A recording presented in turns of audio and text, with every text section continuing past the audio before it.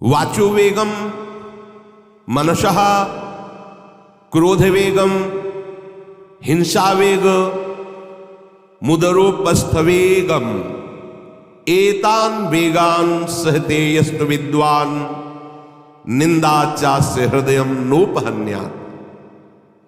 जो विद्वान उपासक वाणी का वेग, मन का वेग, क्रोध का वेग, हिंसा का वेग, भूख का वेग और जनेन्द्रिय जनित मैथुन का वेग जो सह जाता है, वही महात्मा निरंतर भजन कर सकता है, वही उपासक निरंतर भजन कर सकता है। नहीं, यही वेग आकर उसके भजन में अंतराय पैदा कर देते हैं। ये वेग वाणी का, मन का, क्रोध का, हिंसा का, उदर का, उपस्थ का यदि आप नहीं सहन करते तो ये आपके भजन में बाधा डाल देंगे, निरंतर भजन नहीं होने देंगे। दूसरा, निरंतर भजन करने में जो प्रभु कह रहे हैं आसीत मत्परः, मेरे परायण होकर भजन करो। अब इन वेगों से बचकर क्यों भजन में चलता है तो उसके अंदर एक बात आने लगती है, मैं अच्छा भजनानंदी हूं। जहां ये बात आई तहां वो दूसरों जो वैष्णव है, महतजन है, महात्मा जन है, वो टीका टिप्पणी करने लगता है उनकी। ये होता है, अपने में श्रेष्ठ भाव आने पर दूसरे साधकों की, वैष्णवों की, महापुरुषों की, महतजनों की वो टीका टिप्पणी करने लगता है। ऐसा क्यों, ऐसा, ऐसा क्यों, ऐसा। ये आपके भजन को ही रोक देगा। निरंतर भजन चलने की तो बात जाने तो भजन से ही विमुख कर देगी ये वृत्ति। ये 6 बातें संतों के प्रति नहीं करनी चाहिए। वो वेग सहो और ये बात भूलकर अपनी वाणी पे न लाओ। बास निरूपण,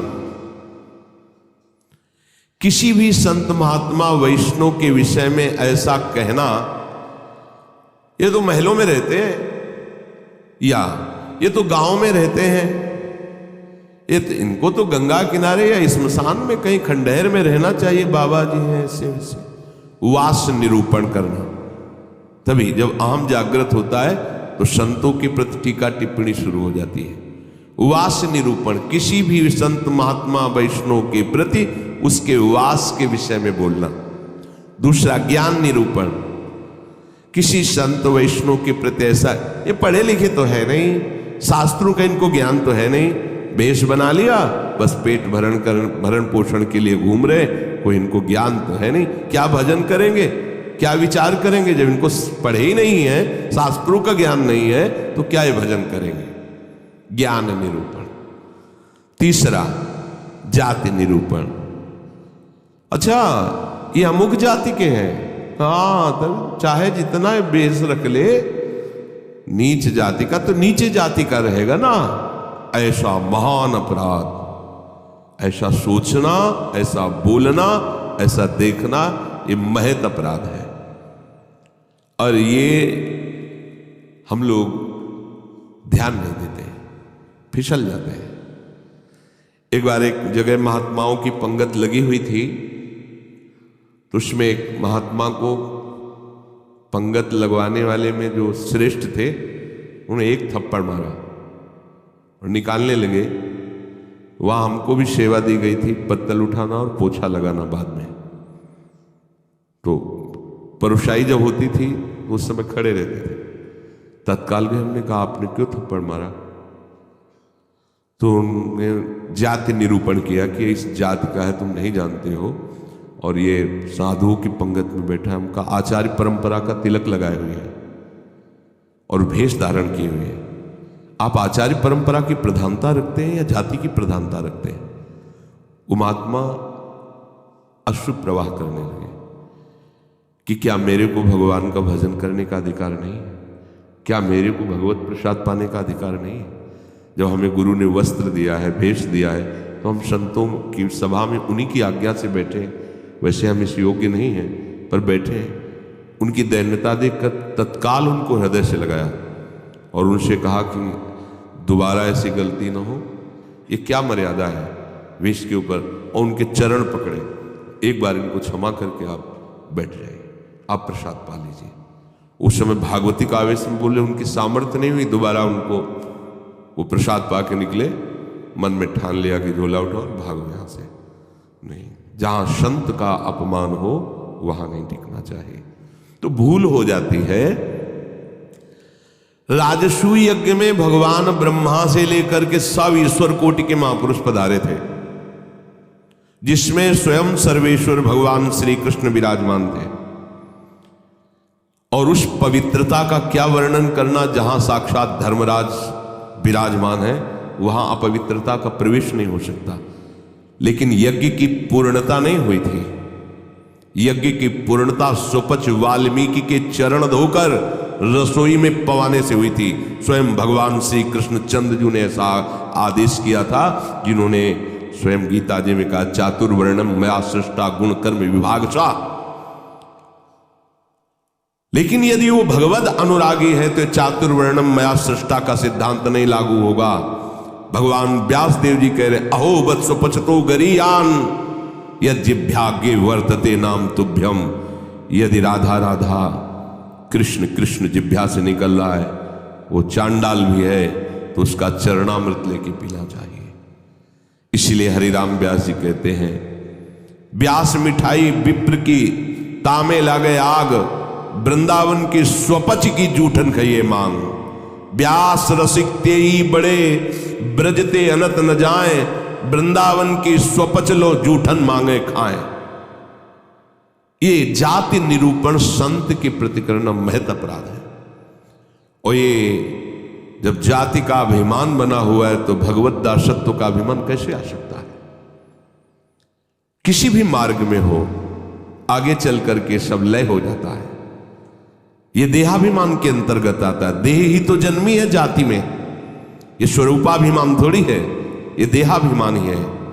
इसलिए वैष्णव के सबके एक ही गोत्र है, अच्युत गोत्र। अपने सब रसकों के एक ही गोत्र है, हरिवंश गोत्र। अगर हम जाति पक्ष में चले जाएंगे तो भगवत पक्ष से हट जाएंगे। तहां जाति कुल नहीं विचार, कौन शुद्धम कौन गंवार, सार भजन हरिवंश को। और यारस मगन मिटे भवत्रास, सुनहु रसिक हरिवंश विलास। श्री हरिवंश गाई। कहीं भी प्रकट हुआ हो किसी भी कुल में, और वो जब आचार्य के शरणागत हो जाता है, आचार्य परंपरा से, तो अभेद हो जाता है। सुने प्रपन्न जेब है, अभद्र सर्व के गए, तिन्हें मिले प्रसन्न हुए, न जाति भेद मानिए न जाति भेद मानिए। उनको देख करके कहना चाहे, सुभाग हमारे अहोभाग्य आपके दर्शन हुए, आप पधारिए, आप विराजिए। और जैसे अपने पूज्य जनों का स्वागत किया जाता है, ऐसे मन में भी नहीं आना चाहिए कि ये अमुक जाति का संत है, इसके पैर कैसे छुए, इसका चरणामृत के। अगर ऐसा तो आपका भजन बाधित हो जाएगा। जाति निरूपण,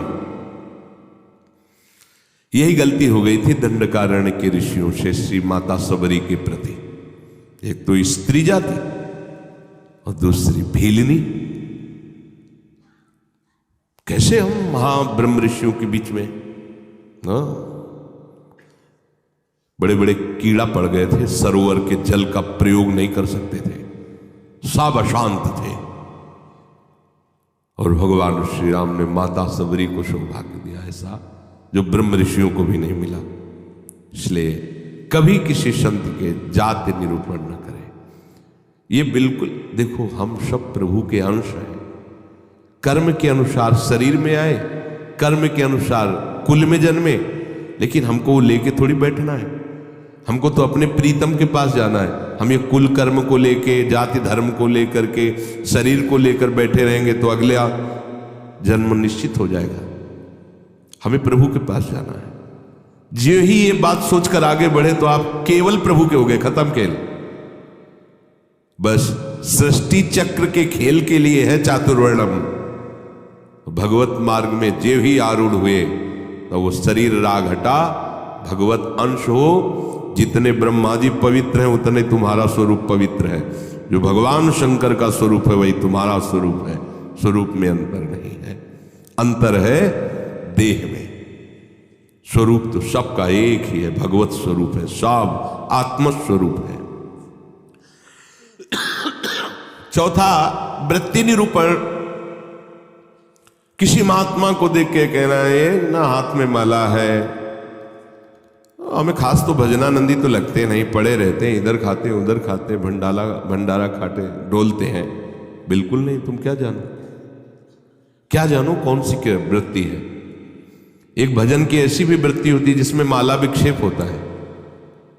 भजन में सहायक माला होता है, और एक भजन की ऐसी वृत्ति होती है जिसमें माला विक्षेप होता है। अगर कभी उत्साहपूर्वक ले भी लिया जाए तो 10-5 मिनट से ज्यादा नहीं चलेगा, रख जाएगा। स्वाभाविक छाया हुआ है, अब वहां मन का चलाए तो विक्षेप पड़ रहा है, गिनती करे तो विक्षेप पड़ रहा है, चल रहा है। अब आप क्या जाने, आप माला देख के तो जान जाते हैं कि जप हो रहा है, लेकिन बैठे हैं, टहल रहे हैं, तो आपको लगा खाली टहल रहे हैं। नहीं, ऐसा नहीं। संतों को जानना बड़ा कठिन होता है। एक बार गुरु जी की सेवा में सुकुमारी शरण थे, जे ही लाडली कुंज में प्रवेश हुए तो महाराज जी ने कहा दुर्गंध आ रही। ऐसे देखा और कहा वैष्णव अपराध करके आ रहे हो क्या? तो महाराज जी हम साबुन लगा के नहीं नहाते तो शायद शरीर से दुर्गंध। बोले वो दुर्गंध नहीं, ये वैष्णव अपराध की दुर्गंध है। गुरुदेव ने कहा महाराज जी सावधान रहते, कोई वैष्णव अपराध तो नहीं, हमें महसूस हो रही। आप पहले वहीं खड़े रहिए, बताइए क्या वैष्णव अपराध किया है। भजन का क्या प्रभाव होता है, बहुत सूक्ष्म है, बहुत सूक्ष्म। महापुरुषों के हृदय से ही पता चलता है ना। प्रारंभ में था तो पंडित बाबा की वाणी पढ़ी तो तन्मयता एकदम पंडित बाबा में हुई। तो दूसरे दिन सेवा में गए तो उन्होंने कहा कि हमारे चिंतन में कृष्ण बलराम आए, तुम्हारे सिवा और किसी का यहाँ आना नहीं है। तो हम कहा महाराज जी पंडित बाबा का चरित्र पढ़ रहे तो एकदम उसमें तन्मयता एकदम। बोले हाँ तभी आया चित्र। तब कितना सूक्ष्म, मतलब ये सबके समझने की बात।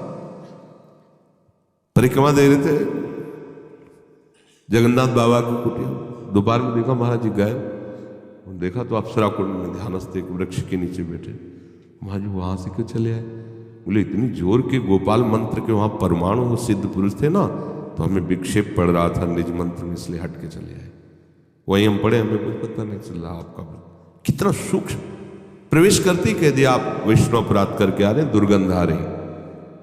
वो हाँ महाराज जी अगर ये वैष्णव अपराध है तो फिर वो एक समोसा बांट रहे थे, तो एक संत बार बार समोसा ले और खाते जा रहे थे, फिर लेते जा रहे थे, तो उसने धक्का मारा, दबकाक भगा दिया। तो हमें लगा कि कैसे संत हैं, इस समोसा के लिए बार बार हाथ फैला रहे। तो बोले उनको जानते हो? बोले हाँ प्राय वो दिखाई देते हैं बिहारी जी की गली में। बोले जाओ, महाराज जी ने पैसा दिया 50 रुपये उस समय, अगर जाओ समोसा खरीदो, उनको दो, उनके चरण पकड़ो, उनसे कहो कि आपके प्रति हमारी ऐसी मलिन बुद्धि हो गई थी, आप हमें क्षमा करें, फिर सेवा में आओ। कितना सूक्ष्म है महापुरुषों का सुरक्षा कवच। किसी भी संत के प्रति, वैष्णव के प्रति, ये तो पड़ा रहता है, तो कभी माला नहीं लिए, तो कोई भजन ध्यान करता नहीं, इस प्रकार से उसकी निंदा करना, ये वृत्ति निरूपण है। पांचवा है स्वरूप निरूपण। इनके चेहरे में कोई तेज तो है नहीं, हमें लगता है कोई महात्मा तो है नहीं, बनावटी ही लग रहे हैं, कोई आकर्षण तो है नहीं इनके चेहरे में, सच्चे साधु नहीं है, ऐसा वैसा नहीं। आप क्या जानते हो, ये राख से ढकी हुई आग है, राख हटे तब पता चलेगा। अगर चेहरे से ही महात्मा की पहचान होती तो जड़ भरत जी को पहचान लेता रहुगण।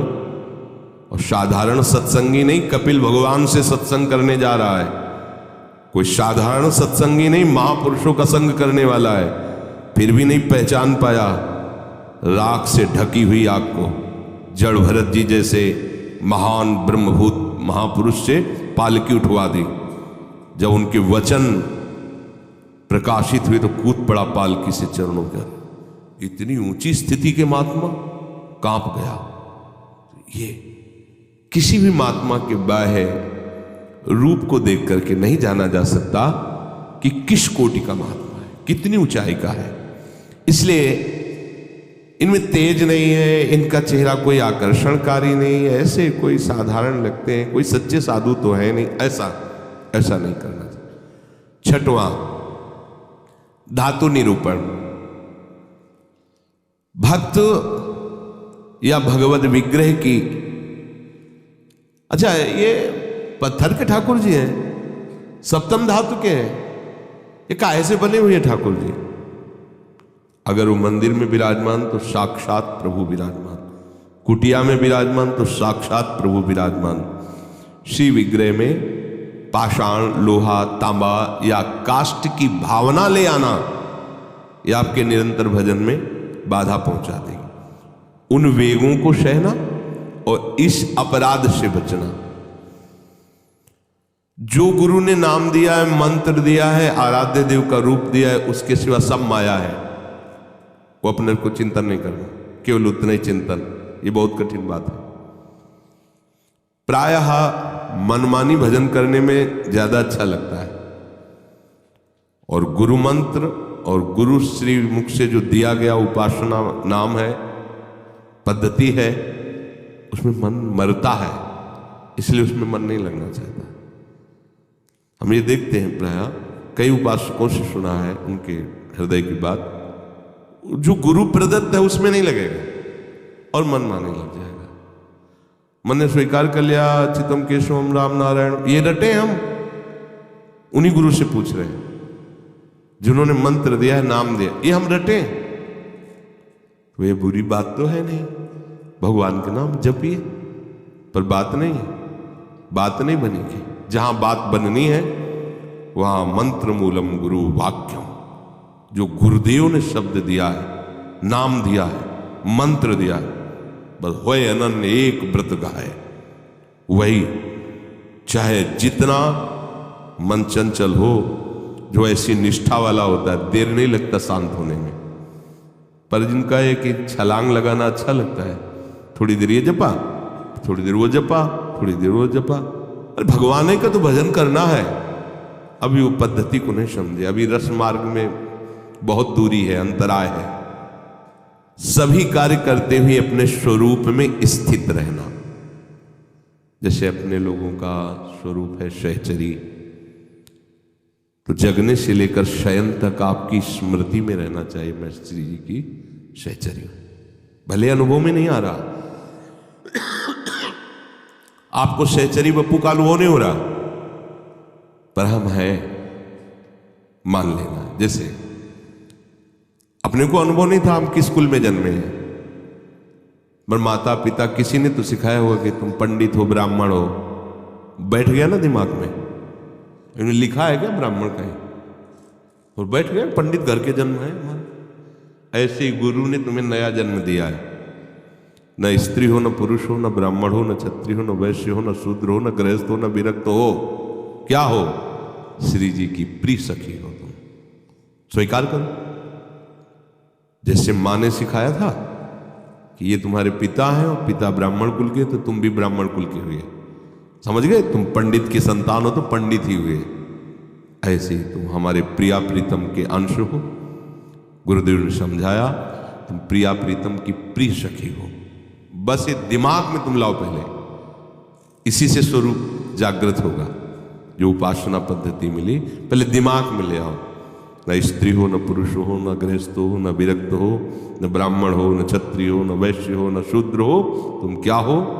तुम प्रियालाल के निज जन हो, तुम प्रियालाल की सहचरी हो, प्रियालाल की प्रिय सखी हो। ये सुबह से शयन तक आपके दिमाग में आ जाए। जैसे हम रटते नहीं हैं, पर कभी भी पूछ लिया जाए तो हम अपनी बात बता देंगे ये शरीर कहाँ जन्मा है, क्या है, कभी याद नहीं करना है, लेकिन वो है ना। ऐसे ही सहचरी बपू का है। हमने दर्शन नहीं किए सहचरी स्वरूप के, पर हमारे गुरुदेव कह रहे हैं कि आप सहचरी बपू हो, आपका स्वरूप सहचरी है, तो हम पहले स्वीकार करते हैं।